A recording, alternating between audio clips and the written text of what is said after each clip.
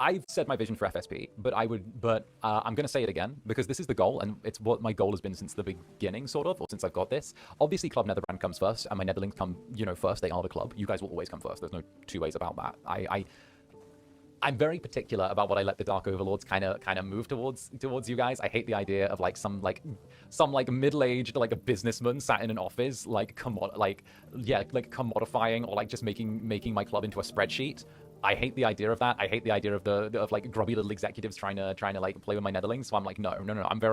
I'm very particular about how everything is dealt with. Like, it all goes through me. The Dark Overlords know that they don't come in my club. My club is mine, and my Netherlings are like mine. They don't come in.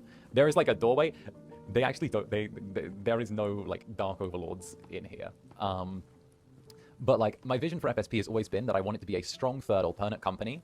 I want it to be a strong third alternate company that focuses on not just like having talent or like I want it to be okay.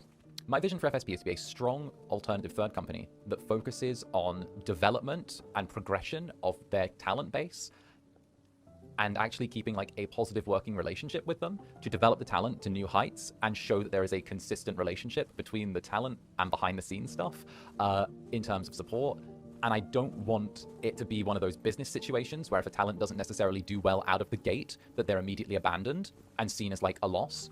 But instead, that should be a cue to support them more and an attempt to actually develop them. And then when talents do well, support them more and develop them more as a result. And then show, hey, if something does well, we support it. If something doesn't do well, we still support it.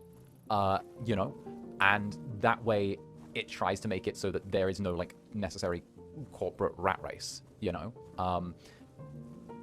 Development is all a part of the idle journey. Exactly. But the problem is that a lot of companies, they want the ready-made package. They want everything ready to go straight off the bat because they don't believe in the development or the journey. When actually, people want to see the journey. People want to see it. Part of the reason why people loved Ensemble Stars, for example, and I'm using this as an example because I've been getting into Ensemble Stars and I've been studying, is because of the fact that they liked seeing the characters go from like beginning to end and get better. They loved seeing the journey of the characters and slowly hit those highs and get over those hurdles and those mental obstacles,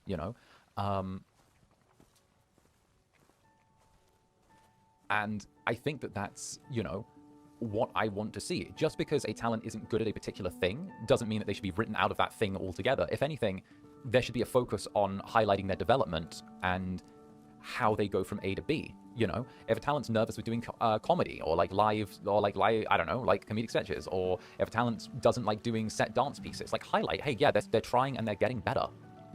It shouldn't be just, oh, they're not good at that, so let's just cut them from all of them. Like, no, maybe don't make it the central part of their brand, but show there's development and focus there, Like, we've seen it way too many times, from what we can see at least. Direct talent management, FSP seems really emboldened. I'm glad for it. It's interesting.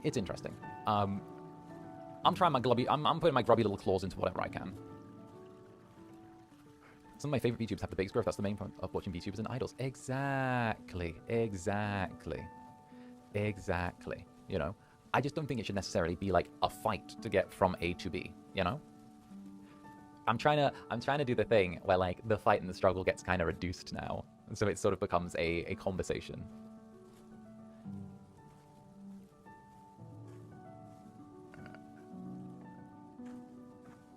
ZSP. I know. Give it time. See, you know what's really funny?